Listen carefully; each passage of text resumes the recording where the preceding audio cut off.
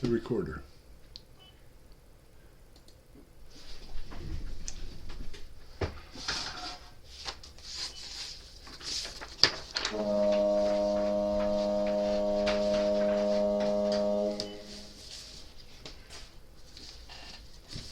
And good evening. Please be aware that the first hour and a half of this meeting will be recorded so that we can put it onto our website and podcast. We record in audio only. Feel free to use the podcast on our website along with your big book as a resource if you missed the study portion of the meeting. The study portion is also listed on the website so you can follow along. In accordance with our group conscience from October of 2023, we will also be posting our podcast on YouTube. Again, also audio only. We feel this is an effective way to carry our message to those seeking recovery in Alcoholics Anonymous. We're starting a new chapter tonight, so there will be no recap, but we will have a page which is an introduction to the chapter, and then our study portion tonight will be on from page 44, the beginning of the chapter, and we'll end on page 45, with paragraph ending, he had neatly evaded or entirely ignored. And do we have any announcements? We do. Good evening, family. My name is Jamie, and I'm a very grateful recovered alcoholic. And first off, I'd like to welcome everyone who is new to us tonight. And we are really glad you're here. And welcome to all of those of you who are returning. You guys make Primary Purpose what it is. Just a couple of quick things. We have a group conscience coming up next Monday, the 18th, as we head into second quarter assembly, of which I will be going to represent the group on the 22nd through the 24th in Knoxville. If you would like to attend our group conscience, whether you are a home group member or not, we would be happy to have you. If you're not a registered home group member, we are happy for you to observe how we do things in this group. If you decide you like what we have and would like to become a home group member here and have a voice in how this group operates, not only within the group itself, but within the service structure, please, by all means, come and join us. We would love to have you. And of course, we have service opportunities as well. And let's see, now I'll kick it off with this. Again, good evening, family. My name is Jamie. I'm a very grateful recovered alcoholic, and welcome to the Lewisburg Primary Purpose Big Book Study Group. To prepare for our Big Book study, let's get focused by having a 3-minute moment of monk meditation, because that's what we do. It's not exactly silent, followed by our family's flag prayer. And I'm a recovered alcoholic. My name is Trish. Thanks for joining us tonight. We're going to start the meditation in a minute, so please take a moment to get situated. Please be aware of background noises when you are unmuted, and sharing is not to distract others or yourself, as the case may be. We suggest that we all observe proper Zoom etiquette. If you wouldn't do it in a live meeting, please don't do it here. And just a friendly reminder that absence of profanity offends no one. Please keep yourself muted during someone else's share, and we will call you in the order that hands are raised. From the foreword to the first edition of Alcoholics Anonymous. We of Alcoholics Anonymous are many thousands of men and women who have recovered from a seemingly hopeless state of mind and body. To show other alcoholics precisely how we have recovered is the main purpose of this book and of this group. For the meditation, some suggestions are: focus on your breath and posture, breathe in God, and breathe out self. Take this time to reconnect with God, let the craziness of the day drift away, and ask God to help you focus on the study. And let's invite those cute little monks in to do what they do, and please enjoy your time with God, folks.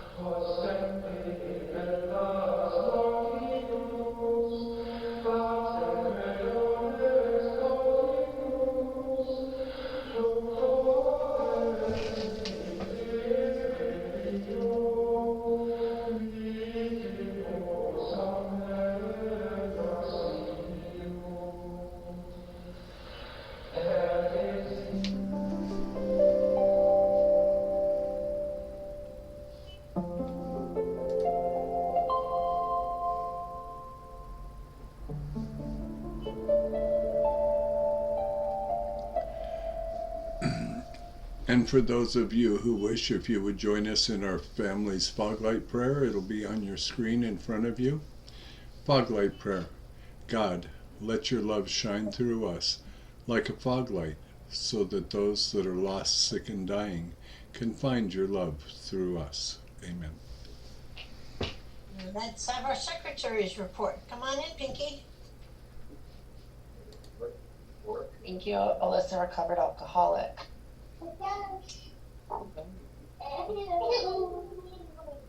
You need me to take Hi, the my name screen. is. You need me to take the screen share down, Pinky? Nope, I got it now. Okay. Hi, my name is Alyssa, and I'm your recovered alcoholic secretary. I've asked Terry to read the recovered statement. We read this notice to explain why many people in this group identify as recovered rather than recovering, and what it exactly means to be a recovered alcoholic. Take it away, Terry. You got it. Thank you so much, Pinky. My name's Terry, aka Pickle Chips, recovered alcoholic. Recovered. We are not cured of alcoholism. Recovered but not cured? That presents a conflict to some alcoholics.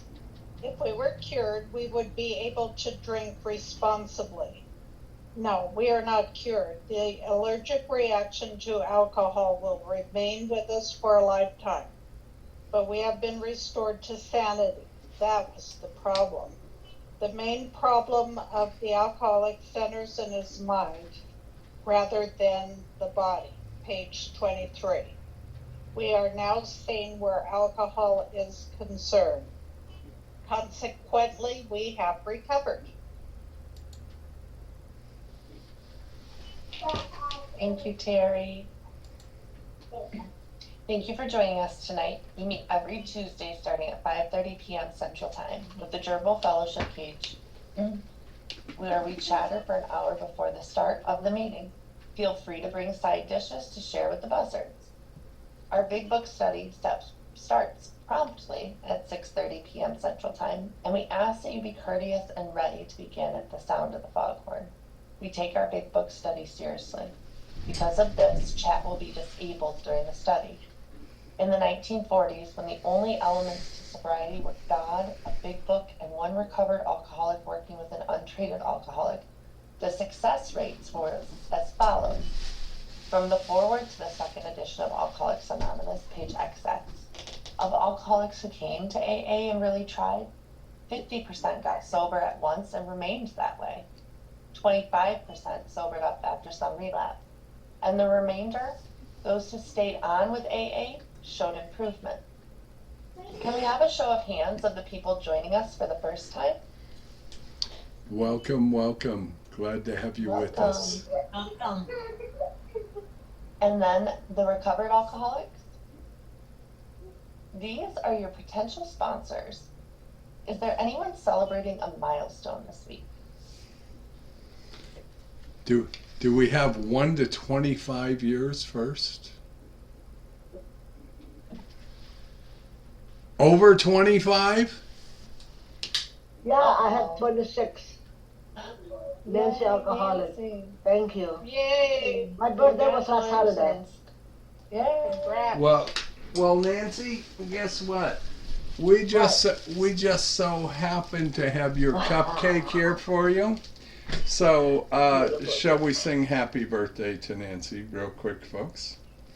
Everybody can unmute and sing happy birthday. Okay, Nancy, you ready? Yes, Happy sir. birthday to you. Happy birthday to you. Happy birthday, dear Nancy. Happy birthday to you. Keep coming back without a drink and read the book and call your sponsor. Okay, Nancy, I know it's a long way from California to Tennessee, so blow hard. You gotta hold it down a little. Whoops. Oh well. Hey, I'm tall. What can I say? Good sitting. Thank you so much, guys, for celebrating my birthday. Happy birthday, Nancy. Thank you. Something will be coming to you in the mail as usual. Thank you for letting us celebrate with you. All right. my screen down. Let me find out where we went. All right. If you should require a big book of your own, we have large print editions available that can be sent to you by buzzard mail. Delivery time questionable. Please remember to practice our 7th tradition by donating to the group address, Venmo, or PayPal, posted in the chat and on the screen. Our suggestion is to purchase a big book and take an untreated alcoholic through the program of recovery. Please visit our website posted in the chat. Thank you and see you next week. Thank you so much to Pinky and Terry for your service tonight. We are very grateful for you. Let me get to my part here. From chapter 2, there is a solution. The tremendous fact for every one of us is that we have discovered a common solution. We have a way out on which we can absolutely agree, and upon which we can join in brotherly and harmonious action. This is the great news this book carries to those who suffer from alcoholism. This is an open meeting, and as such, all who have an interest in alcoholism and our program of recovery are welcome. Because this is an open meeting, you need not identify yourself nor your reason for being here if you do not wish to do so. Your anonymity will be protected. We ask that you protect ours. While this is an open meeting, membership in this group is limited to those who wish to recover from alcoholism and have a desire to stop drinking for good and all. Each member of Alcoholics Anonymous is a potential sponsor of a new member and should clearly recognize the obligations and duties of such a responsibility. Before we begin our study of the Big Book, last week we reviewed Tradition 4. So tonight, let's take a quick look at Tradition 5. Please refer to page 562 of Alcoholics Anonymous. And come on in, will you?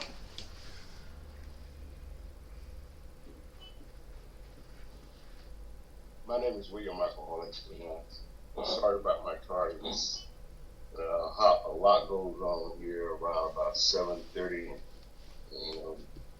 Taking care of my wife. She's been very sick, and I have to give her medication by 8 o'clock. So I try to wait as close as I can to 8 o'clock to give her medication. But I'm here at Tradition 5, and in the Big Book, the 12 Tradition short form, Tradition 5. Each group has but one primary purpose: to carry its message to the alcoholic who still suffers. That's the short form. And here go the long form. Tradition 5, each Alcoholics Anonymous group ought to be a spiritual entity having but one primary purpose: that'll carry the message to the alcoholic who still suffers. So a tradition is something that's been tried and proven, I like what Bill said in the 12 and 12 in step 1, and he said something like this: man had problem with alcohol ever since man first break. So it's been a long suffering of alcoholism before we came up. Bill and them came up with the spiritual solution to the alcoholism. There are a lot of pledges, a lot of people had to be locked up, and a whole lot of things went on before they got there. And some of the groups who found the accused of alcoholism got involved. Say the Washingtonian movement was founded in April 1840 by alcoholics in Baltimore, Maryland, sharing with each other their alcohol problem would keep them sober. The Washington number, and the numbers are 1,000, possibly 600,000, before it ran out of space. Just a few years, this sobriety almost disappeared because they became fragmented in their primary purpose, and that's what this tradition is about: primary purpose. And they got involved with prohibition, sectarian, and religion, and the big thing was they got involved with the abolition of slavery. And as they said that Abraham Lincoln, the president, had came and spoke at one of the great arrivals. So it was a big movement. It was a big movement. And second, the Oxford group, they came about in 1941. They started in 1931, but come in 1941, the group was a Christian organization founded by American Luther Ministry, Buckham. And Buckham believes that fear and separateness was the root of all our problems in England. And the group, the group it still exists today in England. And last I did survey below, the group was in over 150 countries today. I don't know who we're because we on Zoom because of the principle. But out of that group was some good thing that Bill them used. First of all, it was Roland Hassett who came to Ebby and bought Ebby the message, and Ebby bought the message to Bill, and Bill bought the message to Bob, and it continued to grow. So that's why we're here today, because of some trial and error that they learned from other groups who try to find a cutest alcoholism. But the good thing about it, they laid a great foundation, and somebody like William coming home, all you have to do is follow along. All I have to do is follow along, and I seen in groups when these issues come up, and thank God I'm not a in tradition, but I learned about tradition by getting in service and below the group and in the group level. And how I learned with my sponsor, I would always go back to my sponsor and complain about this said, that my sponsor brought me to the tradition. What did the tradition say? And for some reason, that tradition took all the other stuff right out when you read the tradition.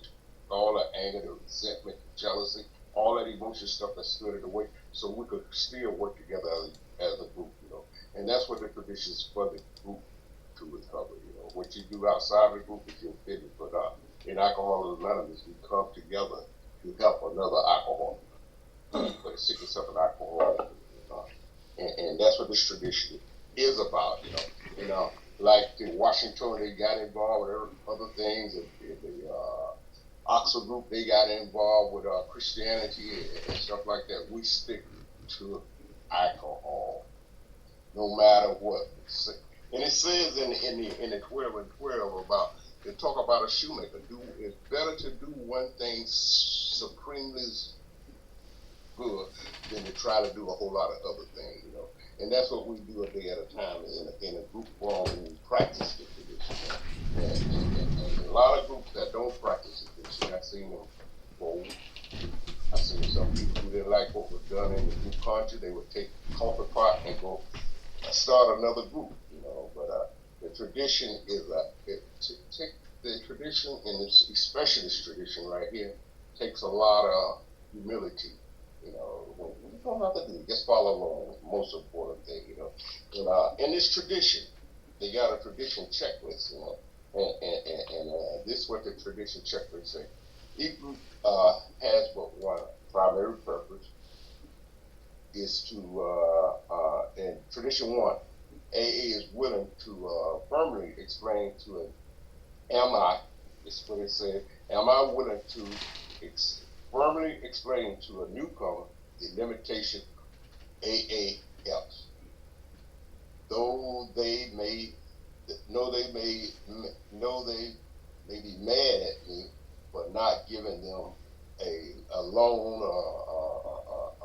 a date advice, help with advice or helping them with a job, the second checklist, have I ever imposed on any AA member for a special favor or consideration simply because I am a fellow alcoholic? And number 4, am I willing for 12 steps, the newcomer without regard to who or what is in for me, And step 4, do I help my group in every way to fulfill our primary purpose? And step Question number 5, do I remember that AA long timer too can be alcoholics who still suffer?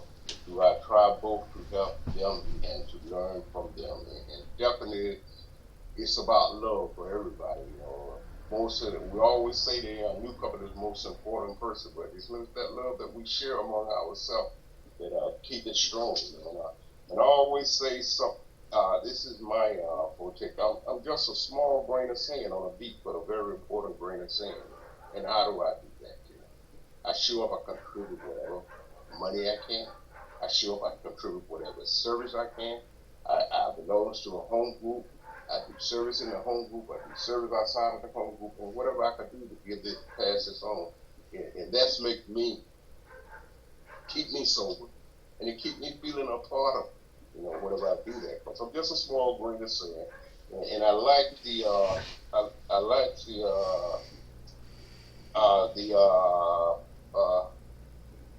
anywhere the hands of AA is needed, for that I am responsible, and that's what it's all about. You know, and the thing about different steps in tradition is it's written out. All you have to do is follow along. You know, steps come into our life, different ways, different fashion, but the tradition is right there, simple and humble and stuff like that. And I seen a group of stuff happening, and somebody said, "What did the tradition say?"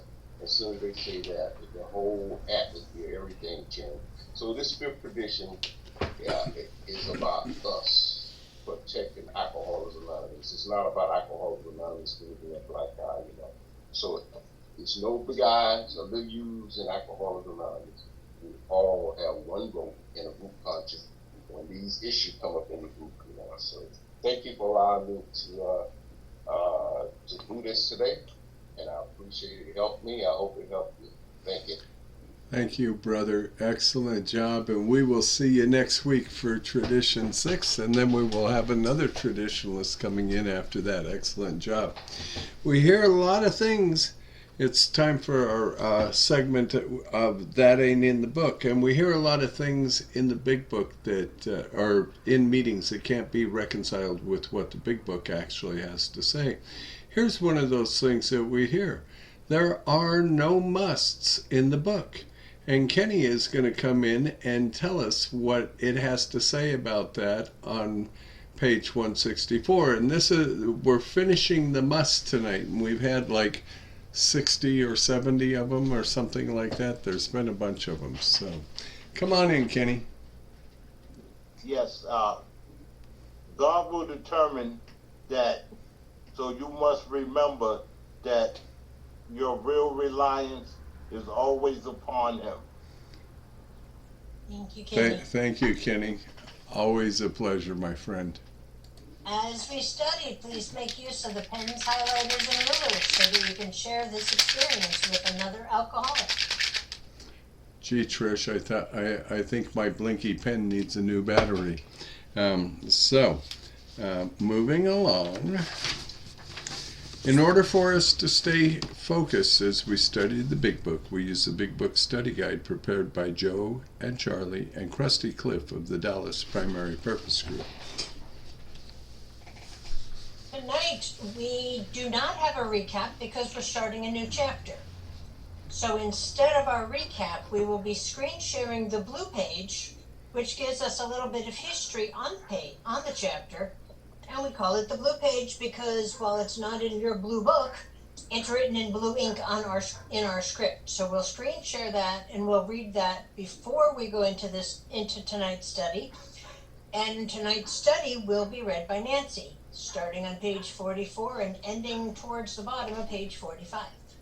After the page is read, we will ask questions from the imaginary podium, starting back where Nancy begins to reading tonight. And the answers will be one sentence unless otherwise specified.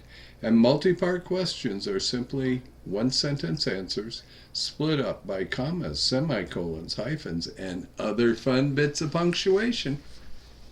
Basically, in English, what that means is we're going to read the material once through and then dissect the information a second time through the question and answer format. Notice how the language in the questions gives us a new light in which to consider the studied material. This is important because hearing the question and rereading the content offers a definite way of comprehending the material covered. After we have completed the study, we open up for comment, questions, and observations based on what we have just read. And if you have spiritual experience with this, please, by all means, share that with us.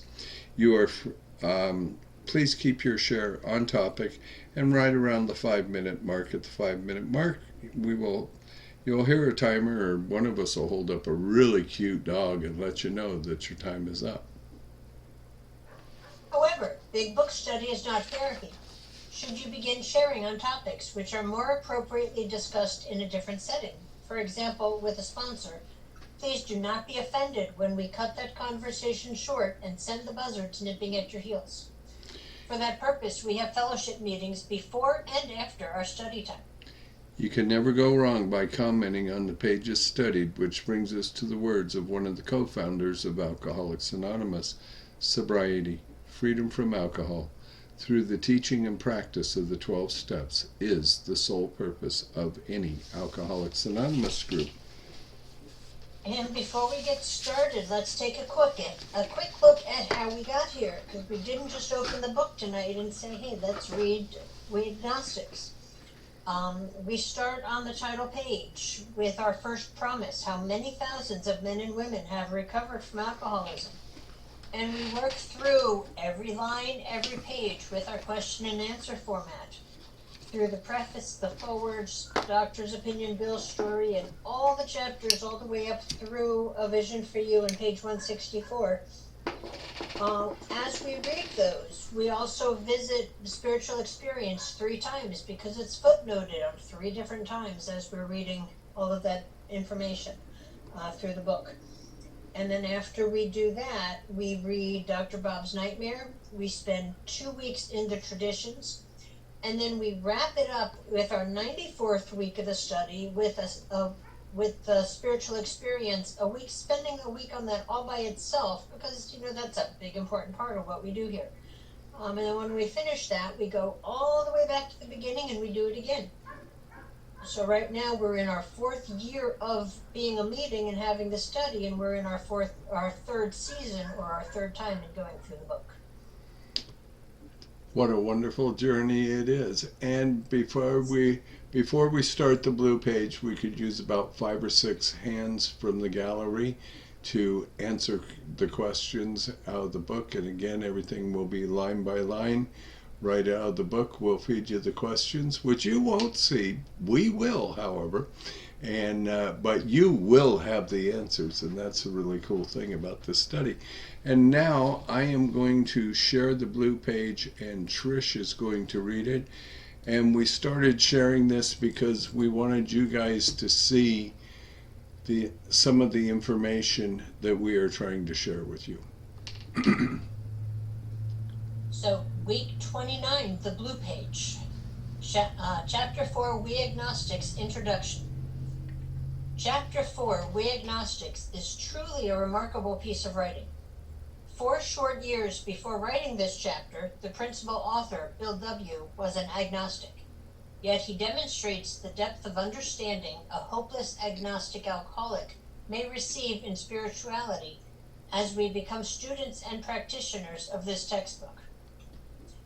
This chapter begins with some of the most important information this book contains. In this chapter, we learn the truth about the fatal malady, alcoholism. The authors then give us a test that, if answered honestly, will tell us if we really need what this program has to offer. Once he has helped us determine if we are alcoholics of the hopeless variety, the text restates our problem, and then the true answer: a higher power as we understand him, who will solve all our problems. Once that promise is stated, the book begins to erase some of our objections, ease some of our resistance, question some of our unreasonableness, open the door to the willingness to explore the possibilities promised by this program. It states where most of us find ourselves as the result of trying to run the show ourselves. We are then told that we have all the elements necessary to have a successful relationship with our Creator, that we have worshiped something or somebody, loved something or somebody, and that we will live on faith and little else. And then we are told that we need not go in search of a higher power. He knew that we would not know where to look for him, so he planted himself deep within each of us. We need only to learn to follow the clear-cut directions in this book to see if that is so with us. And I will stop the screen share. And Nancy, welcome.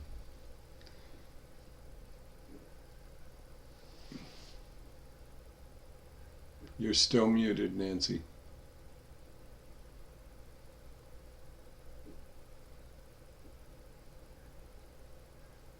Still muted, my friend.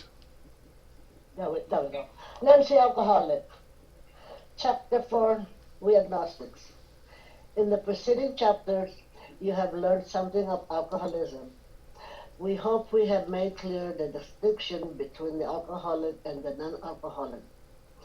If when you honestly want to, you find you cannot quit entirely, or if when drinking, you have a little control over the amount you take, you are probably alcoholic.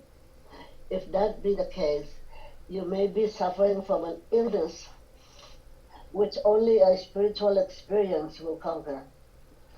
To one who feels he is an atheist or agnostic, such an experience seems impossible. But to continue as he is means disaster, especially if he is an alcoholic of the hopeless variety. To be doomed to an alcoholic death or to live on a spiritual basis are not always easy alternatives to face. But it isn't so difficult. About half our original fellowship were of exactly that type. At first, some of us tried to avoid this issue, hoping against hope we were not true alcoholics. But after a while, we had to face the fact that we must find a spiritual basis of life, or else. Perhaps it is going to be that way with you. But cheer up.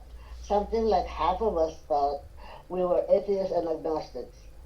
Our experience showed that you need not be disconcerted. If a mere code of morals or a better philosophy of life were sufficient to overcome alcoholism, many of us would have recovered long ago. But we found that such codes and philosophies did not save us, no matter how much we tried. We could wish to be more, we could wish to be philosophically comforted. In fact, we could will these things with all our might. But the needed power wasn't there. Our human resources, as marshaled by the will, were not sufficient. They failed utterly. Lack of power, that is our dilemma. We had to find a power by which we could live, and it had to be a power greater than ourselves, obviously. But where and how were we to find this power? Well, that's exactly what this book is about. Its main object is to enable you to find a power greater than yourself, which will solve your problem. That means we have written a book which we believe to be spiritual as well as moral. And it means, of course, that we are going to talk about God. Here, difficulty arises with agnostics. Many times we talk to a new man and watch his hope rise as we discuss his alcoholic problems and explain our fellowship. But his face falls when we speak of spiritual matters, especially when we mention God, for we open a subject which our man thought he had neatly evaded or entirely ignored. Thank you. Thank you so much, Nancy, and thank you to everyone thus far for your service this evening. Now we are going right back to the beginning of the chapter where Nancy started reading. Trish will be coming in with comments in between questions. Our batting order for questions tonight is going to be Kenny, Nancy, Lisa, Jim, and William. So, Trish, do you have a comment to kick it off with? And I get to kick it off. The chapter We Agnostics is the beginning of coming to belief. It is a pathway that each individual is given to be able to let go of old ideas and old attitudes and open our hearts and minds to new ideas and new attitudes. Boy, that sounds familiar, doesn't it? Kenny, first question comes to you, young man. Thank you for being here tonight. What have we learned in our study of the doctor's opinion, Bill's story, There Is a Solution, and more about alcoholism? In the preceding chapters, you have learned something of alcoholism. Thank you so much. Nancy, welcome back, my friend. We just saw you a second ago. Glad you're still here. Your question, what do we want to make clear? We hope we have made clear the distinction between the alcoholic and the non-alcoholic. Thank you. Now, take the 2-question test to determine the severity of your alcoholism. Thank you. Thank you, Trish. Lisa, you get a 2-part question. A, how do you know if your life is unmanageable? And B, how do you know if you are powerless over alcohol? Stop at the word take. If, when you honestly want to, you find you cannot quit entirely, or if when drinking, you have little control over the amount you take. Does this appear to be step 1 in reverse order? And Jim, coming to you, sir. If you cannot quit entirely and have little control over the drink, what are you? You're probably alcoholic. Thank you so much, sir. And William, welcome back, my friend. Glad you are here. Your question, what is the only known solution for such an illness? If that be the case, you may be suffering from an illness which only a spiritual experience will offer. Does this appear to be step 2? And Kenny, coming back to you with a 3-part question. A, will this present problems to an atheist or agnostic? B, what will happen if they do not accept our solution? And C, especially if they are what type of alcoholic? The one who feels he is atheist or agnostic, such an experience seems impossible. But to continue as he is means disaster, especially if he is an alcoholic of the hopeless variety. Thank you so much. And Nancy, 3-part question coming to you, birthday girl. A, if you are powerless over alcohol and cannot manage a decision to not take the first drink, what is your destiny? B, what is the alternative? And C, are these alternatives easy for real alcoholics? The one who feels he is an atheist or agnostic. Nope, Nancy, to be doomed. What? To be doomed. I am lost. Your sentence starts. Oh, okay. To be doomed to an alcoholic death or to live on a spiritual basis are not always easy alternatives to face. Sorry about that. Thank you. Trish? To be doomed an alcoholic death, is this the destiny for those who stop at step 1? Is to live on a spiritual basis the essence of step 2? And Lisa, coming to you, when we can see the truth, is it really so difficult to hope that there just might be a higher power? But it isn't so difficult. Thank you. Jim, how many of the first 100 came in as atheists or agnostics? About half of our original fellowship were exactly that type. Thank you, sir. William, two-part question. What do some of us try to do with the truth, and what are we hoping?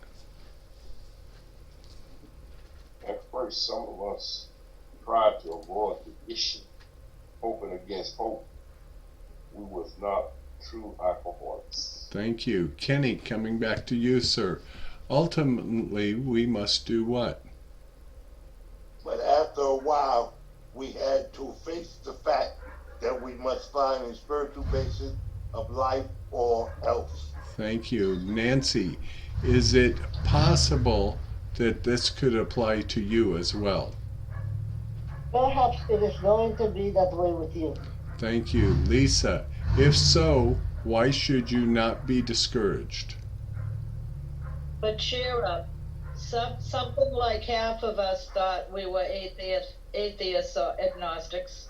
Thank you. Jim, what does our experience demonstrate to the atheist or agnostic?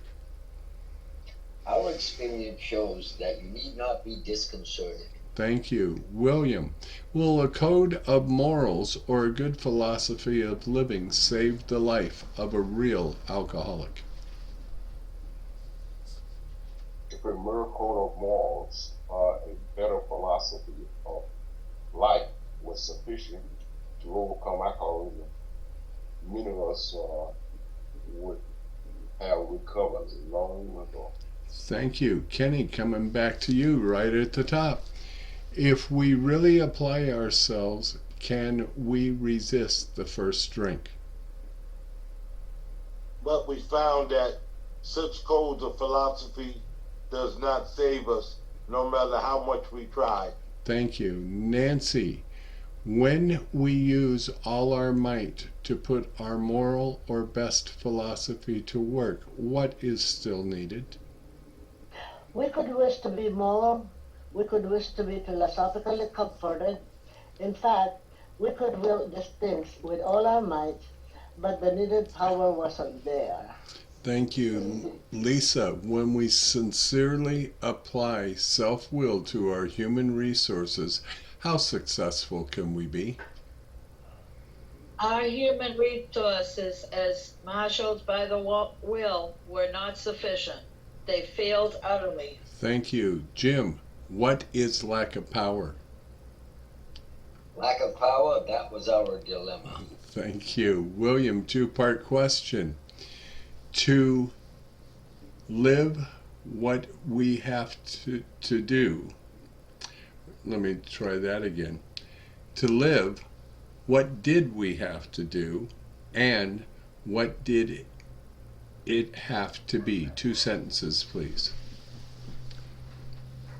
We have to find a power by which we could live, and it had to be a power greater than ourselves. One more word. Obviously. That's the shortest sentence in the big book. That obviously is the shortest sentence in the book. Kenny, coming back to you. If it was what we must have to survive, what is the question? But where and how were we to find this power? Thank you. Nancy, well, where do you find the answer to the most important question? Well, that's exactly what this book is all about. Thank you. Lisa, two-part question. A, what is the main object? And B, this power will do what?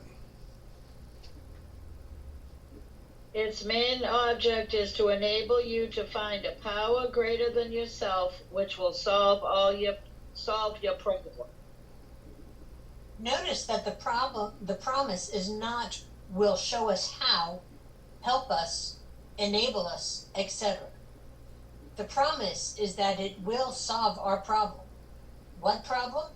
Every one of them as we grow in understanding and effectiveness in applying our program, meaning all of life's problems. Thank you so much. And Jim, this book is written to be what? That means we have written a book which we believe to be spiritual as well as moral. The word moral in this textbook means truthful or honest. Thank you, Trish. William, coming to you, sir. We are going to talk about who? It means, of course, that we are going to talk about God. And Kenny, coming back to you, who will have difficulty with this topic? Here, difficulty arises with the agnostic. Thank you. Nancy, what will give the newcomer hope? Many times we talk to a new man and watch his surprise as we discuss his alcoholic problems and explain our fellowship. Thank you. And Lisa, you get the final question of the night, and then Trish will have 2 comments. So, 2-part question. A, what will dampen his hope? And B, why will this topic disturb him? But his face falls when we speak of spiritual matters, especially when we mention God. For we have reopened a subject which our man thought he had neatly evaded or entirely ignored. Prior to this page, that power had been referred to as power greater than ourselves, higher power, etc. With the exception of a few places moving forward in the book, that power is referred to as God. For example, God as we understand him or understood him, or conscious contact with God. Thank you so much, family, for your participation tonight. You can lower your hands and remute yourselves. And now, the meeting is open for sharing on what we just read. And we encourage those who are joining us for the first time to share as well. We are very grateful that you are all here. So, feel free to raise your hands, folks. It's the dental chair tonight.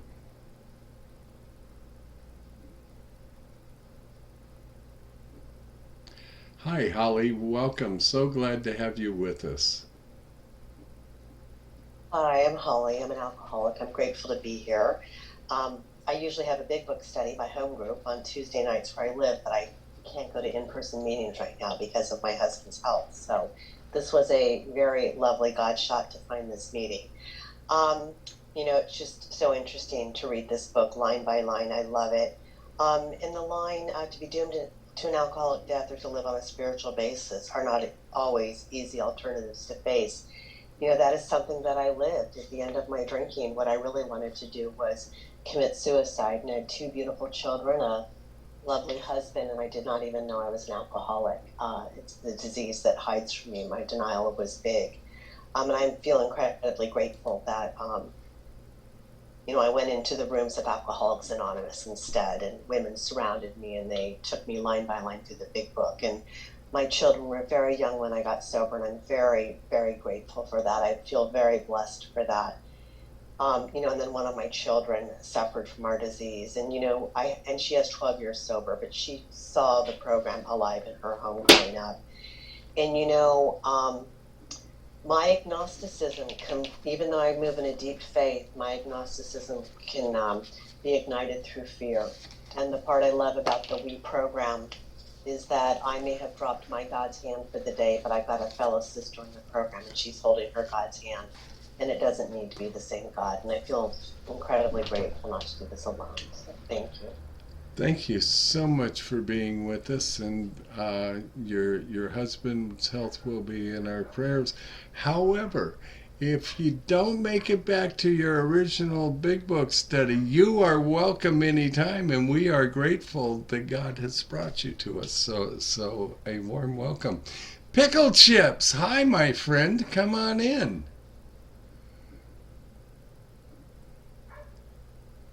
Sorry, I was so busy lowering my hand. Hi, I'm Pickle Chips. And Holly, welcome. It's nice to have you here. I'm glad you were able to find us. This is one of my favorite chapters. because I believe I was agnostic when I got here. I had a mean, punishing God that I used to make demands to, and that mean God never granted my wishes, so I wasn't too thrilled with the God that I had. And I did get sent to Al-Anon before I got here because I was a crazy woman trying to single-handedly save my children. And so that's the first time I ever heard this, that I could find a God of my own understanding. And I was flabbergasted. I thought I had to have the God everybody else had. And I could remember how excited I was to hear that news. And I asked a lot of questions about, could I just make him up? Can I just, find my own? And I was so excited to hear that this could be done, and it didn't need to be the God that I made up. That I like how it says that God that I made up, that I had neatly evaded or entirely ignored. So therefore, I sat at the beach after a couple months of hearing this good news, and I thought I'd try it out. And I went down to the beach and prayed to this God that I made up and asked to have the courage to kill myself or the courage to get sober. I didn't care which one, just one or the other would do. And a couple days later, I found myself in an AA meeting. Now, if that's not a miracle, I don't know what is, because I was a daily drinker and I was not able to put a day without alcohol. It just wasn't part of my story. I just had to drink. And here I was at an AA meeting and I never had to have a drink again. So to me, that's a miracle.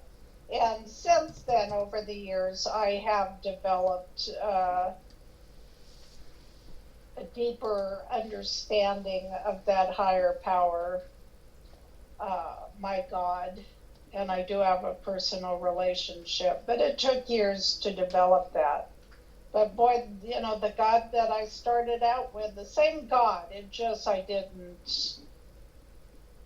just didn't have a developed relationship, but that was pretty darn amazing. And luckily, I had several spiritual experiences very early on in my sobriety, because that's what I needed to get sober.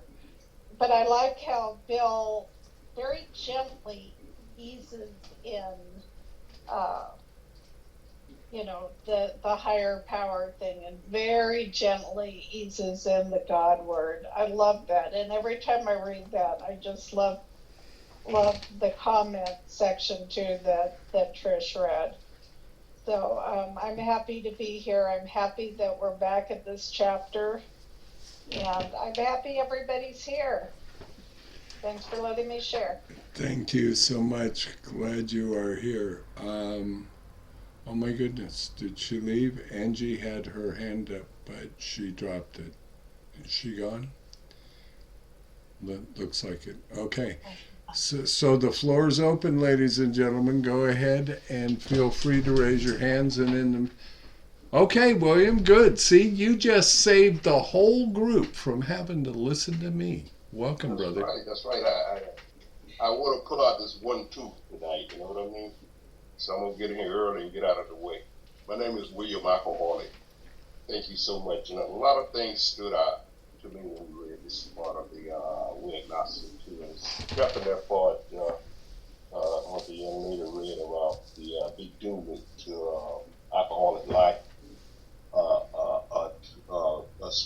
is not always easy alternative, you know. And whenever I read that, you know, first thing reflected in my mind was a tombstone. I don't know why. I like looking at tombstones to see when I pass by old cemeteries and stuff. And they give like, I be seeing who lived at 100, how many years they lived and stuff like that, you know what I mean? You know. And when I thought about alcoholism, you know, I thought about, you know, the pain of living an alcoholic life. You know, if I could have died, I'd have been okay. You know, and if I wasn't a coward, I would have killed myself. It's just the bottom line. You know, if I wasn't a coward, I didn't think I could do a good enough job. You know, so I was suffering until I came to Alcoholics Anonymous. You know, when y'all taught me this spiritual thing, and it wasn't easy. It wasn't easy. You know, because I've been used to alcohol doing certain things for me, and it stopped working. You know, but that didn't stop me from trying. You know, and the other one was talking about. The other one that was like a conflict fights was talking about the need for power was not there. Our human resources, as marshaled by will, was not sufficient. You know? And I thought my willpower, I could do anything with my willpower. I came from a hard place in life. You know, my mother and father had died when I was 2 years of age,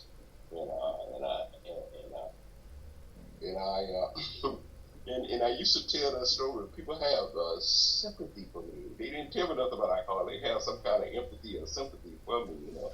But I had accumulated some materialistic thing, and I thought it was because of my willpower, you know. And I thought I could do the same thing with alcoholism. You know. I could do this by myself. I don't need nobody, you know, and stuff like that. So I'm a practical person. I had to go through what I had to go through to get it. And I thank God I'm still here today, you know. A lot of damage was done after coming to Alcoholics Anonymous. You know, I was here 18 months before I surrendered to alcoholism, you know. And the only way I was able to surrender is God put some people in my life who literally helped me in the rooms of Alcoholics Anonymous, my sponsor, and some other people, the proper people in my life. And I didn't notice this when I was going through it, but as I look back over my life, I see that. And definitely, the other part about that, well, that's exactly what this book about, to introduce you to the higher power, you know. And as I stayed here, they used to tell, and they say, he can solve all your problems. They used to say, because I was a person, you had to be simple with me, you know, for me to get it. You know, you gave me a whole lot of words and stuff, I wouldn't get it. So the old time you say only 10% was alcohol. Other 90% was your attitude and thinking. You know, God can help you with that. And the second step, it says in 12:12, God can help you with your dry cleaning. He can help you with anything else, provided you do the same thing you did in alcohol. How did I tell them alcohol? I came to me, talk about alcohol, and I thought that was the most elementary thing you could do. Every time you repetition, keep talking about the same thing, but what's the best thing for me, you know, because I could only dissolve a little bit at a time, you know. So for that, I'm grateful, you know, for, you know, it can solve all my problems, you know. Be all, and definitely help me be truthful, morally, and spiritually, you know. And most of all, you know, it taught me empathy and sympathy, you know. And it taught me how to love unconditionally. Do I do it always perfectly? No, I wouldn't tell you that I do. But you know, I'm doing a whole lot better than I did when I walked through the room of Alcoholics Anonymous. So because of that, in my life today, I love my life, and I have a whole lot of peace in my life today because of what having God and having this program in my life. You know, every now and then I may fall down, and I say, God, what lesson are you teaching me today? You know, and I get up and I cry again. You know, so I'm grateful to be here. You know, and to I'll say this in closing. My wife, she have to take a medicine about 8 o'clock, and I try to wait as close as I can to get to 8 o'clock before I jump on the meeting, you know. And it's some very serious medication that she takes, you know. And she gets up like 1 o'clock in the morning, and about 5 or 6 o'clock, I'm trying to keep her at work so she can take her medicine, you know. So I got a job around this time, you know. I mean, but God, I think God don't give us no more than we can handle. Everything come at the right time for me in my life, anyway. So thank you so much. Thank you, brother. We are so grateful, and with everything going on at home, thank you for taking the time to be of service, and be our traditionalists. We are very, very grateful, and we appreciate you. And you are in our thoughts and prayers, as well as your wife. Larry, what's up, brother? I get to see you in a couple of weeks. Yeah. I'm Larry, and I'm an alcoholic. When I got into this program, I never thought of myself as an agnostic, because I believed in God, but I had so much prejudice, beliefs that had convinced me of things. I had so many ideals that had clogged my thinking to the point that I was convinced that I was unsavable and that God could not forgive me for the things that I did. I had basically committed the unpardonable sin. So that's how I came into the Alcoholic Anonymous. Is although I believed in God, I could not believe that He could do anything for me. And in that, because of those prejudice beliefs, it kind of made me an agnostic. It made me not be able to believe in God or trust in God. So, I remember my sponsor, I hijacked his God for a couple years. And I remember him finally coming to me and telling me, "You've hijacked my God long enough. And you've got to come up with your own concept. You've got to come up with your own God." And that was scary. Because I could not. There was only one God in my eyes. And then he asked me a question. He said, "When in your life did you have a relationship that was real and true and honest with your God? When was the last time that you had a real, honest relationship with your God?" And man, I had to think about that one, because I had cheated myself from really having an honest relationship with God most of my life. And it was all the way back to probably 12 years old, maybe 10. So it was 10 to 12 years old. It was that long. And, he did an odd thing. He said, "Well, then that will be the start of your concept. You are going to choose that God from now on."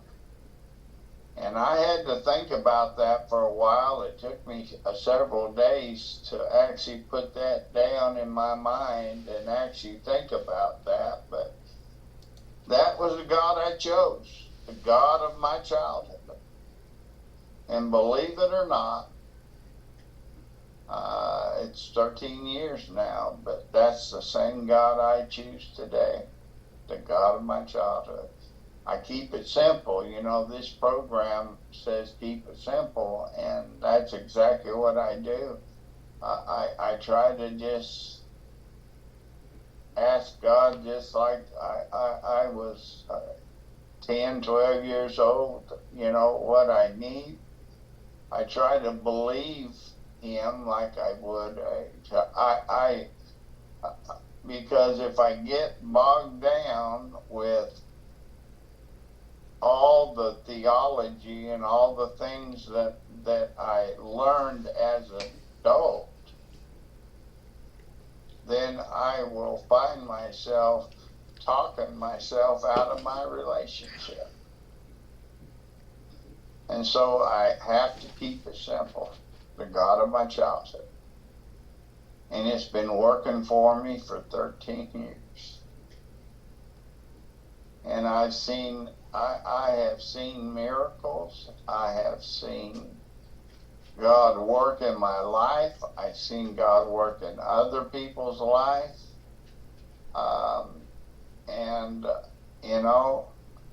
I don't know how this thing works. I don't know why it works. All I know is that if you follow this program and if you do what it says, it works. I'm Larry and I'm an alcoholic. Thank you, my friend. Glad you are here. And Jimbo, come on in. Or, I'm sorry, not Jimbo, but Jim. And then Jimbo. Hi everybody, how you doing tonight? Everybody sounds really good. Yeah, we agnostics, I have always kind of had a little difficulty reading this one because I've always believed in God. I've always believed in a power greater than myself. But, my belief really didn't do me any good. And I never understood why. I would be in the program and I would tell myself I was surrendering to my higher power, and I would say my half-hearted prayers and, ask Him to relieve me of my alcoholism. And it didn't seem to work for a long time, and I couldn't understand why.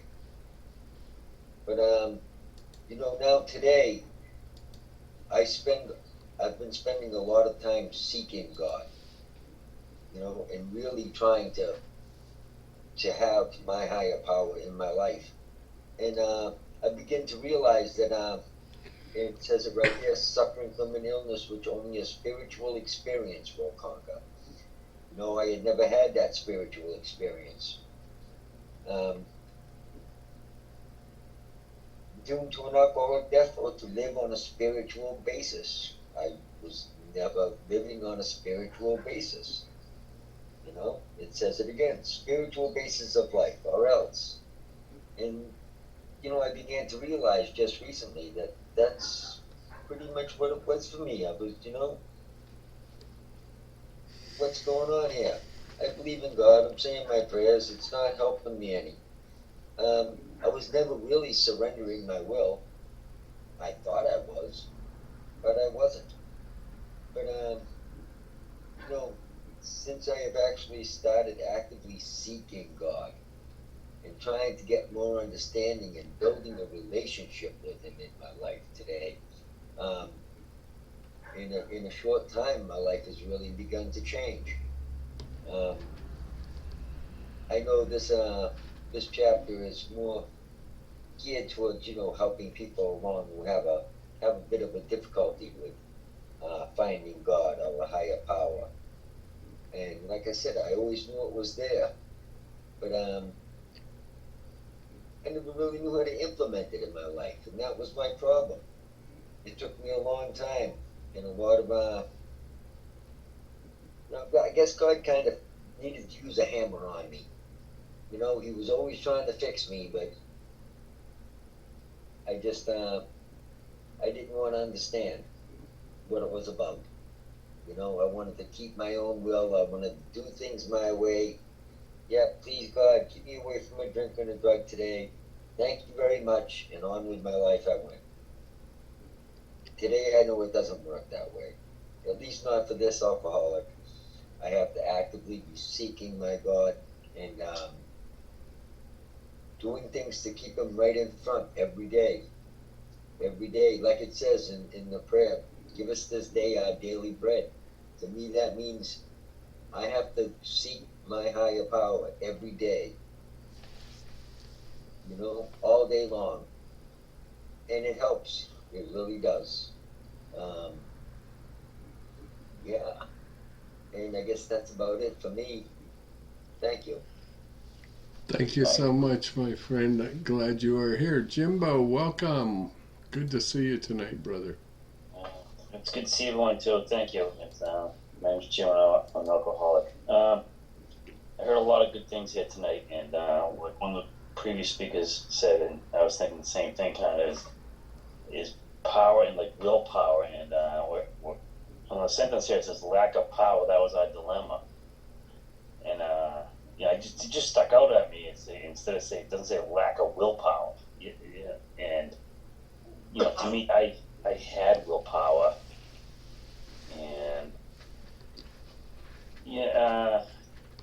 to me, willpower is, as I'm going through this process and staying in this book, it isn't strong.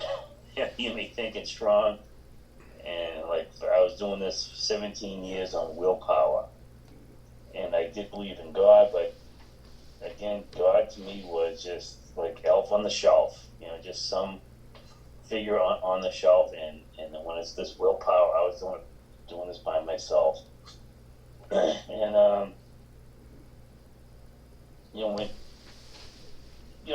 and I don't want, I don't know how I'm sounding like this, but even though I did believe in God, but I guess I like really didn't believe like He was a power greater than myself, if that makes sense. He was like, again, he was just like a figure in, he had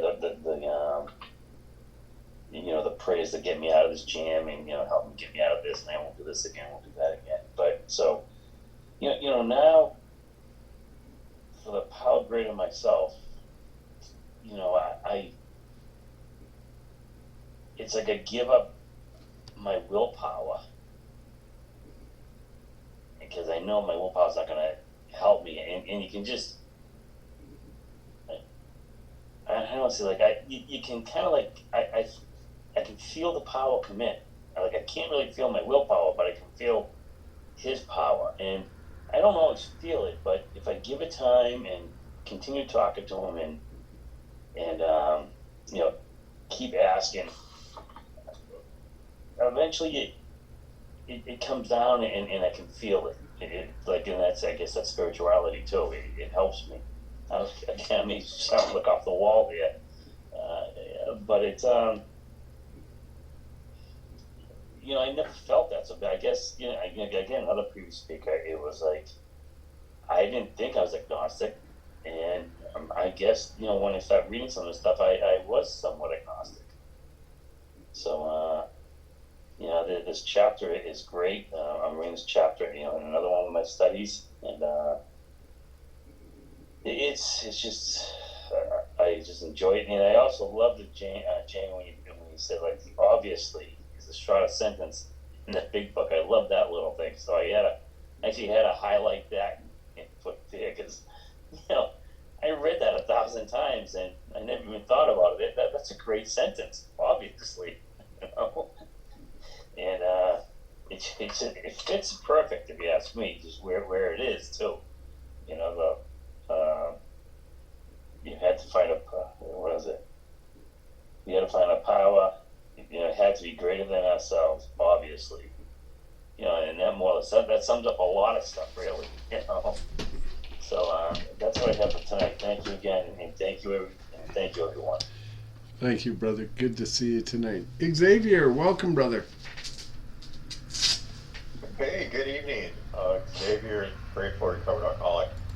All right, so it's always weird for me to think about subject of God and agnostics and everything. I know I came to this program just beat almost to death, in and out of psych ward so many times, and I prayed and I did all these things, but I mean, it's not black and white. I remember praying before I'd walk in a liquor store, there would be this voice, go ahead and go to the liquor store. You know what I mean? Like it was weird. It was I know that I had a lot of self-will coming into this program, and life was really difficult. And what this program has taught me is it's provided me guidance and given me a lot of tools to take actions so that I could start to learn how to lean on a higher power and then apply that to life and what that looked like. And I remember going to a homeless shelter in Birmingham, Alabama, from Chicago, out of desperation because AA wasn't working, many years ago. And we prayed and prayed and prayed, and then I quickly relapsed the second I got some free time. So, Bible didn't work, for me at least. All the prayer in the world, all the Jesus, none of that worked. And what I found is AA did work because it's a program of action, which is essential for me. So what I found is I can tell you every theory in the world about higher power, and none of it matters if I'm not taking actions. Because I'll tell you all about every theory while I'm drinking. So yeah, it's what I find in my experience is I have the luxury of doing a lot of 11-step now because of the other steps. But without the other steps, the 11-step will just lead me to getting drunk again. When I'm just doing the 11-step alone, I've just gone really far with this in the past. I've studied A Course in Miracles. I have a huge tattoo. I've meditated beyond craziness. That never got me sober. I've studied a lot of spiritual teachings, different religions, and none of them sober. The only thing that I ever did was the actions of Alcoholics Anonymous. And because I'm sober today and I take these actions, I get to do these cool things again, like meditation and, manifestation and A Course in Miracles and, going to church. And I get to explore these things and really enjoy them. But it's important for me to remember that none of it means literally anything if I'm not taking actions. And if I don't take actions, then I become a dry drunk quickly and I regress. And then all this other stuff doesn't matter. So in a really weird way, my personal experience, this is mine, I see all these explorations of God as a luxury as far as thinking up here.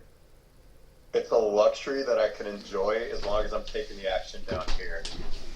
And once I take the action down here and I have a foundation and I'm kind of attuned to my higher power, then I could mentally go all over the place and have fun with it. But that's all I got. And I'm going to pass to my wife really quick, who's much smarter than me. Oh. Hi. I'm Christina. Hey, good to see you all. It's so funny. I heard someone sharing already about the lack of power was our dilemma, and I was at a meeting earlier today, and someone shared those two paragraphs, and it's such a good reminder. We were talking yesterday about a new sponsee. We each have a new sponsee recently, so his has 9 months and mine has 12 days. So it's been very rewarding to be reminded. And I was thinking about a line that I had heard when I first got sober. I take actions I don't believe in and I get results I can't deny. And for many years I did that. I took the actions and I didn't believe. I was coming to believe. It took a lot of years. I remember, I think I had about 8 years and I was still that line just fit me so well still. But it eventually happened. It was probably about a year ago in this chapter to the Agnostics where it says we bristle with antagonism, and it's the first time I heard that line and I thought, oh, I don't do that anymore. But it took a very long time. And also with the higher power, like he was saying, I would pray and walk into a liquor store, and I would do that too. But what I came to find out in this program is that we all have free will, and my God's always there for me if I'm willing to take the direction that's not my own. If I'm playing higher power in my life, then I'm going to get those results. And the last one I'll tell you that really sticks with me from the program is, you know, like when life gets really crazy or really busy, essentially I say, oh, don't worry about this one, God. Now it's a real problem, so I'll take care of it.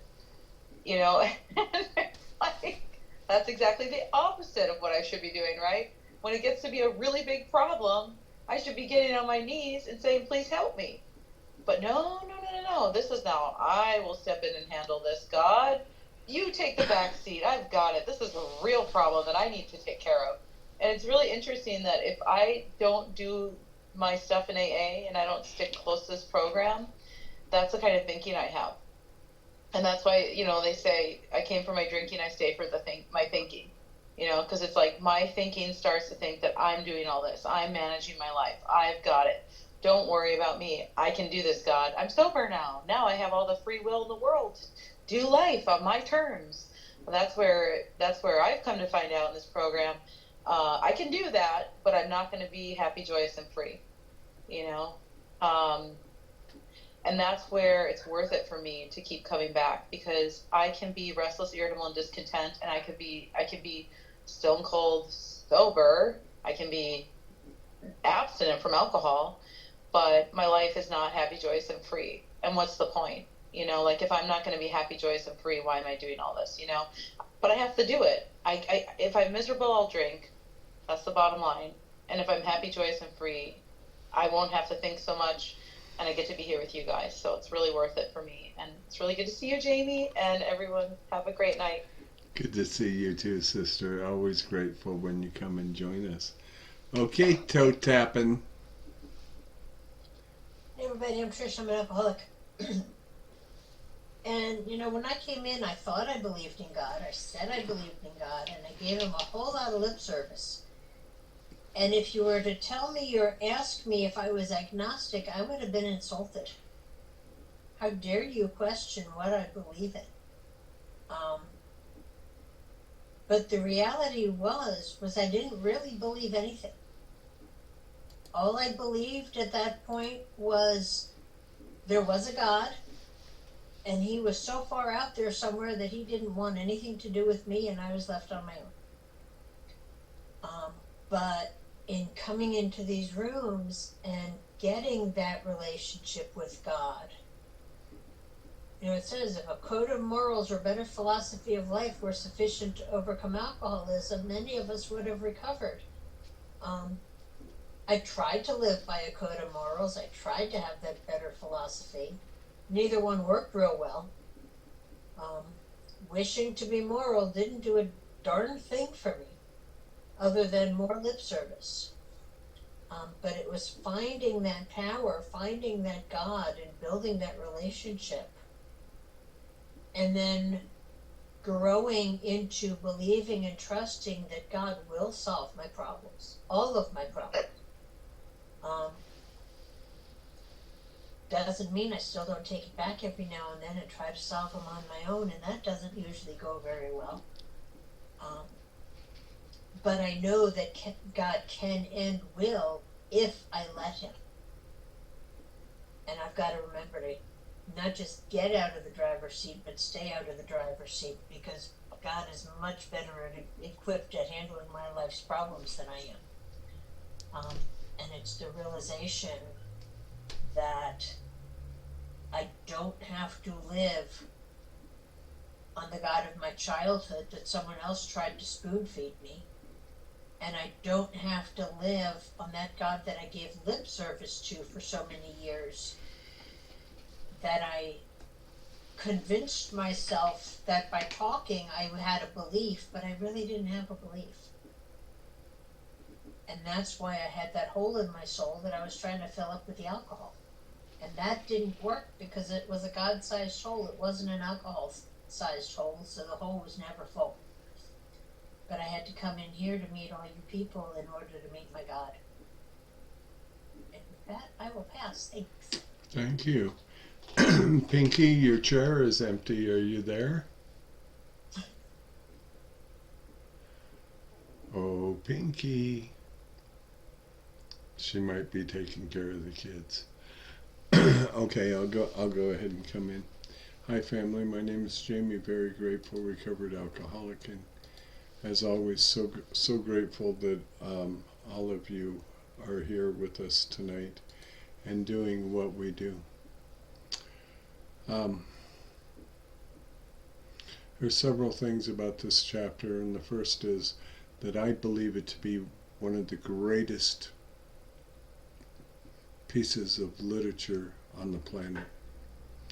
It's one of those priceless works of art. It's better than Shakespeare, it's better than Poe, it's better than any of the classics that have ever been written.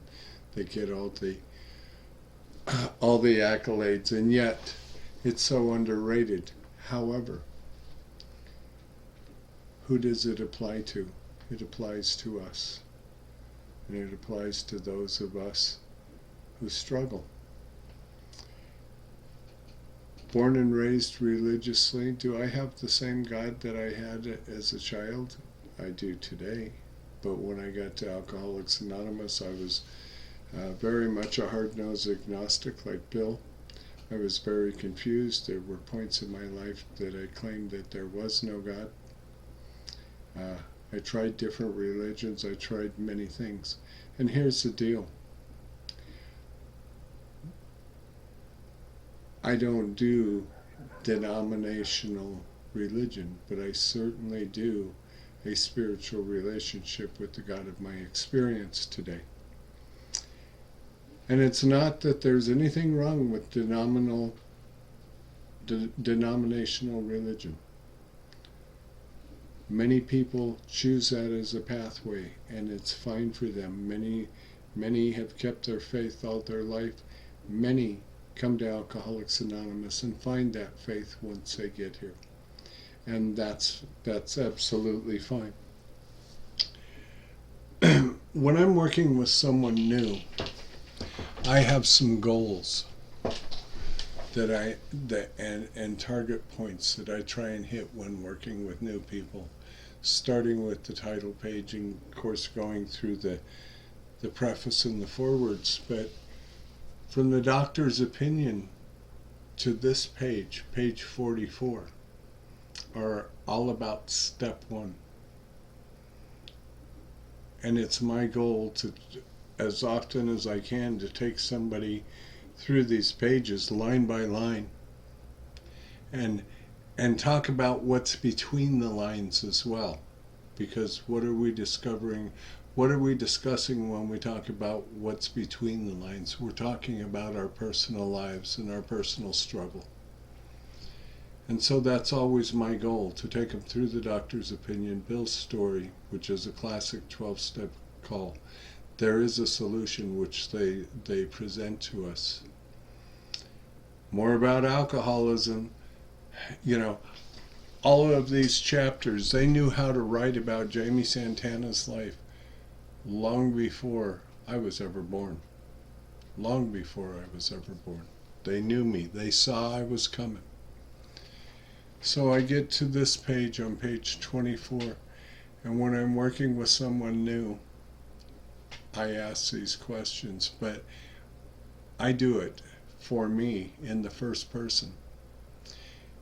If when I honestly want to, I find I cannot quit entirely, or if when I'm drinking, I have little control over the amount I take, I am an alcoholic. I have qualified myself as being powerless over alcohol, and that my life is unmanageable. And at this point right here, step one is done, and I need to stop sitting on the fence fighting with step one. If I can come into an agreement that that's how my life is, I've just qualified myself, and I don't need to struggle with step one anymore. So I love how it leads into the one that feels that he's atheist, agnostic, and so on and so forth. But here's where I really want to try and get someone to the book. And if I can get them to this point, You see, those that I work with, I ask questions, not to answer to me, but to answer to themselves. And why do I do that? Because I ask myself the questions. I hear many people in Alcoholics Anonymous say, the book has all the answers. The book doesn't have any of the answers, but it has all of the right questions.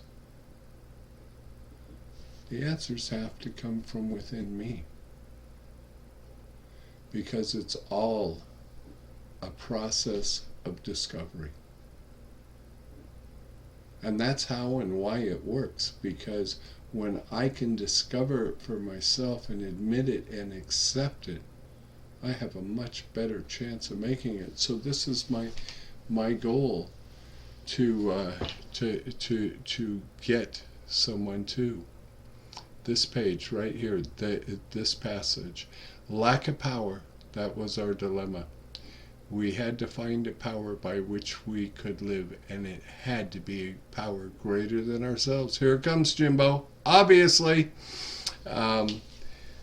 But where and how were we to find this power?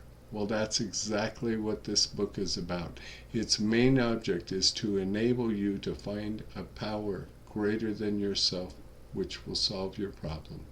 That means that we have written a book which we believe to be spiritual as well as moral. You know, folks, we come into Alcoholics Anonymous and we become group dependent in the beginning. We become sponsor dependent in the beginning. But my job as a sponsor is to work myself out of a job and to become a trusted friend and help those individuals to find God dependence.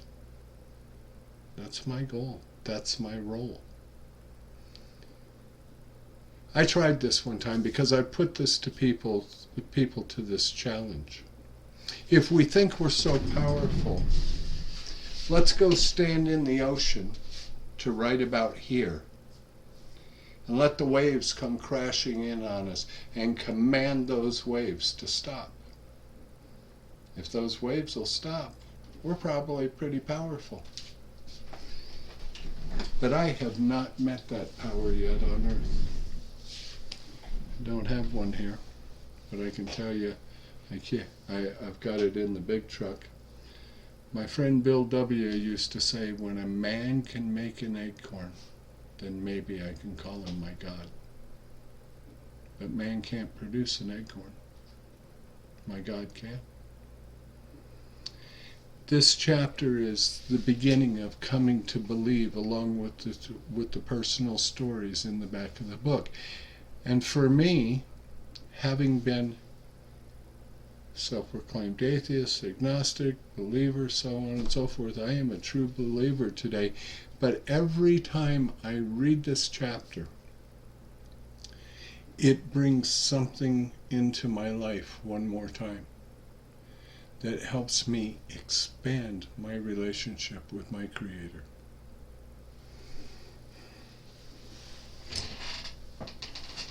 I know a few people who are in the program who are agnostic. And while this chapter is designed to help them find a pathway to that power, it's not really designed to say, okay, I'm an agnostic, that's the way I'm going to be the rest of my life. This chapter is designed to help me start the beginning of spiritual change and spiritual ideas. And as said earlier, it becomes my pathway to letting go of old ideas and old beliefs and opening my heart and mind to new ideas and new beliefs which will solve my problem. And you know what? Every day of my life today, I am living in an experience that I'm supposed to have, and I believe that every day of my life, I am living in a spiritual experience. Regardless of what's going on outside of my hula hoop, regardless of what any of the rest of the world is doing, I can be at peace with the God that I have found through the program of Alcoholics Anonymous. But if I'm not willing to, if I say I won't, I am probably going to drink again. We'll be in it in about another 8 weeks or so when we come to the chapter to Agnostics. Or, I'm sorry, to how it works. But I generally ask this question because it comes right out of how it works. There are those who cannot or will not. And I often ask people this question when they are struggling. Are you a cannot or a will not? A cannot is someone who was born without having the mental capacity to understand. A will not is someone who has the mental capacity to understand and just says, there ain't no way, ain't no how, I am never going to do it. And when I live that rigidly in old ideas and old beliefs, I am blocking myself from receiving the blessings that God already has planned for me. I am a better man because of this chapter. And it has become a daily pathway in my life. Pinky, you're back. Come on in. Hi, thank you. Alyssa, recovered alcoholic. I restudy that I'm in. I host 2 other big book studies, and then I participate in this one as a sole participant. I can just listen. And we are in this chapter, in every single one. So if that's not God, I don't know what is. But an alcoholic of the hopeless variety, I was definitely there.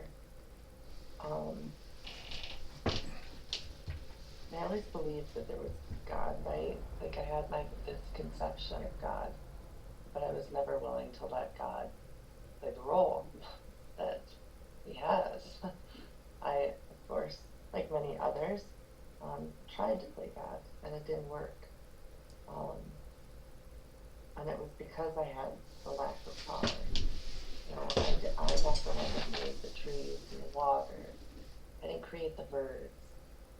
And even the little bugs that I don't like. I didn't create those. There's something. Good night. Good night. And so, you know, but I had this conception that I was just above everything else until, you know, my alcohol got me in trouble.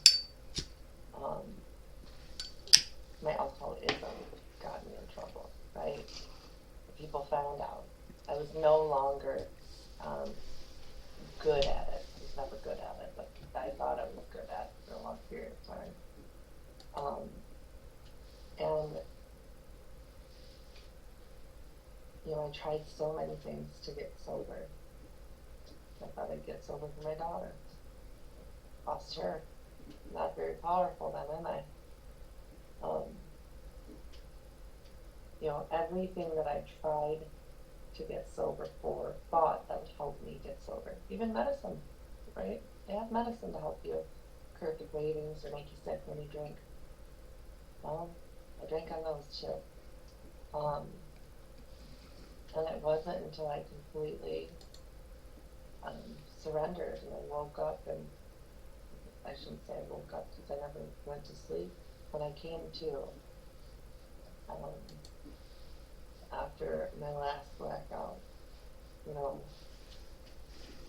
I was completely, I mean, I had been of the hopeless variety, but I was completely hopeless.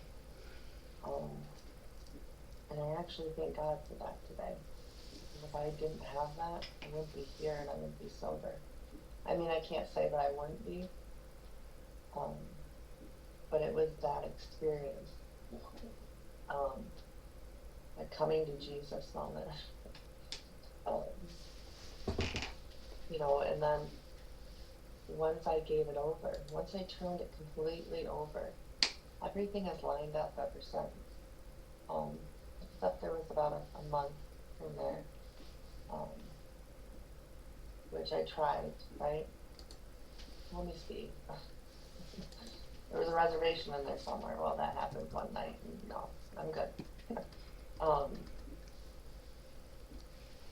But yes, and my power today, it doesn't, it's not a power that I've ever tried to obtain before. You know,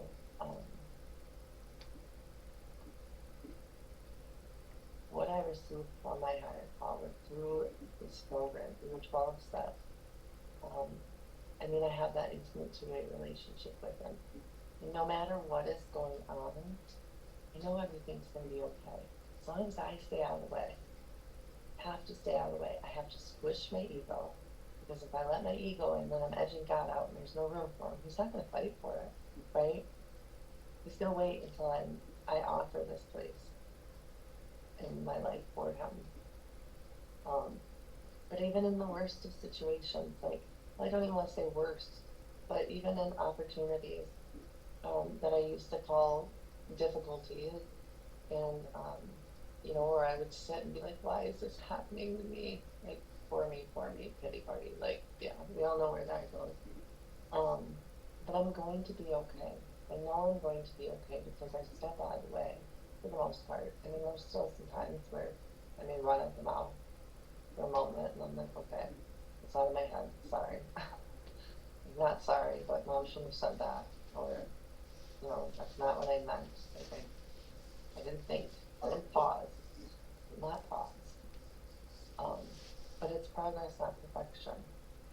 And having the humility to say that I'm wrong today, I never really said that before. And to me, that's the power. The power to get it wrong, right? It's okay to get it wrong today. And to me, yeah, I mean, that's the fifth column that I strive to live in, all those assets, you know, which are the complete opposite of, you know, my character defects, shortcomings, and blocks, which I list in column 4 in the 4th step. And, yeah, I'm just glad I'm no longer in control. And that just brings me such a peace and comfort.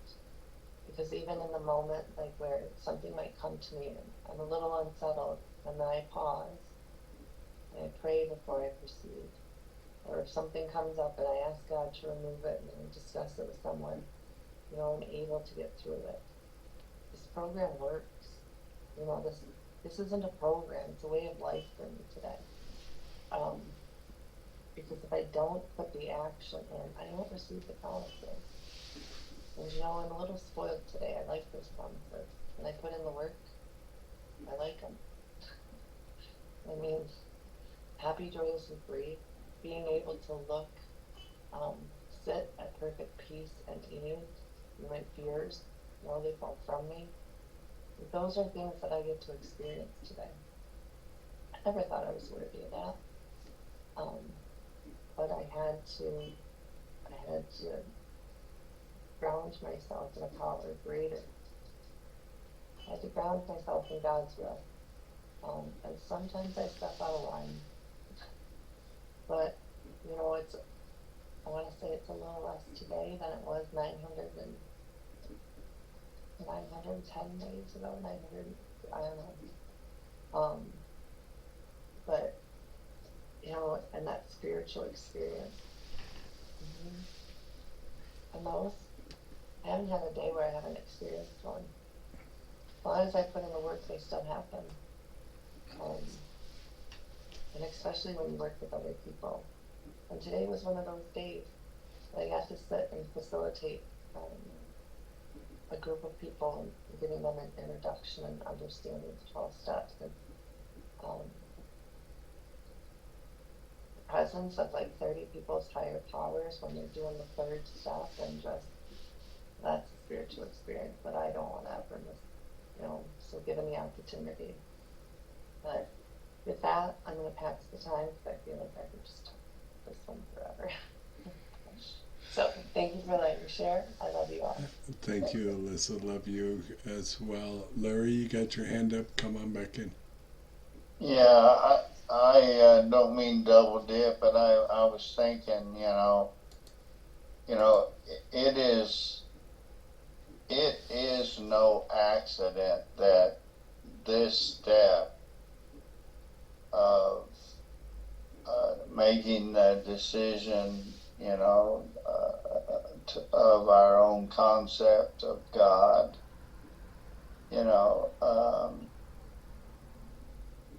comes right before the fourth step, right before we began the cleaning of our house, before we began to look at our own selves in a way that we've never looked at ourselves before.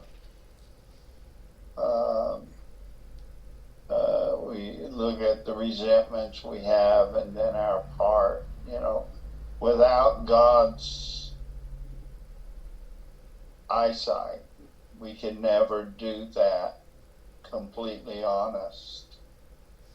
And then after we've done the fourth step, we have the fifth step, which I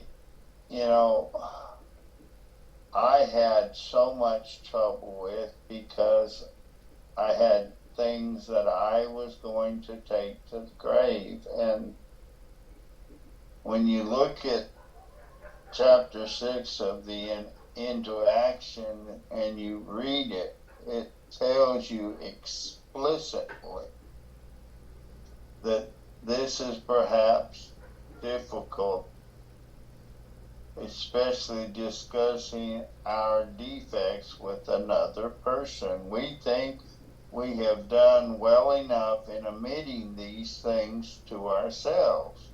There is doubt about that. In actual practice, we usually find a solitary self-appraisal insufficient. Many of us thought it necessary to go much further. We will be more reconciled to discussing ourselves with another person when we see good reasons why we should do so. The best reason first. If we skip this vital step, we may not overcome drinking. That's why we need God. We cannot. We have to have Him to give us the power to be honest enough to share ourselves with another person. Because otherwise we won't. We will hold back. We won't be honest. I'm Larry, and I'm an alcoholic. Thank you, Larry. Trish, you want to read us out? I would love to. From page 164. Our book is meant to be suggestive only. We realize we know only a little. God will constantly disclose more to you and to us. Ask Him in your morning meditation what you can do each day for the man who is still sick. The answers will come if your own house is in order. But obviously you cannot transmit something you haven't gotten. See to it that your relationship with Him is right, and great events will come to pass for you and countless others. This is the great fact for us. Abandon yourself to God as you understand God. Admit your faults to Him and to your fellows. Clear away the wreckage of your past. Give freely of what you find and join us. We shall be with you in the fellowship of the Spirit, and you will surely meet some of us as you trudge the road of happy destiny. May God bless you and keep you until then. Thank you. And I think everybody here knows, but we've got a real special way of closing out here at Primary Purpose. I want to say this first.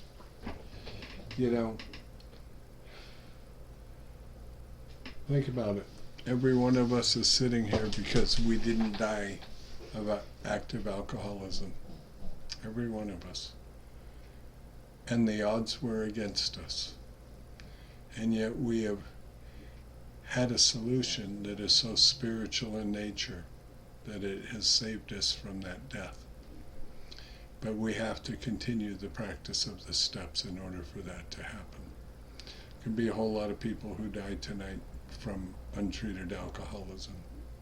A whole lot this year. Same thing with drug addiction. If you haven't seen somebody that you love for a while, I'd like to suggest that you reach out to them and just say, hey, I'm thinking about you. Because it just might be what it takes to get them back into the rooms.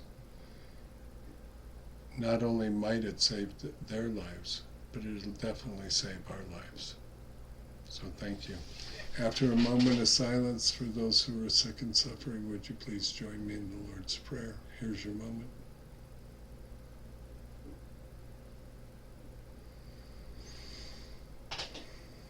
Thank you. Who will take us from shame to grace if we let him? Our Father, who art in heaven, hallowed be thy name. Thy kingdom come, thy will be done, on earth as it is in heaven. Give us this day our daily bread, and forgive us our trespasses, as we forgive those who trespass against us. And lead us not into temptation, but deliver us from evil. For thine is the kingdom, and the power, and the glory, forever and ever. Amen. Thanks for staying up with us, folks. I know some of you have to leave.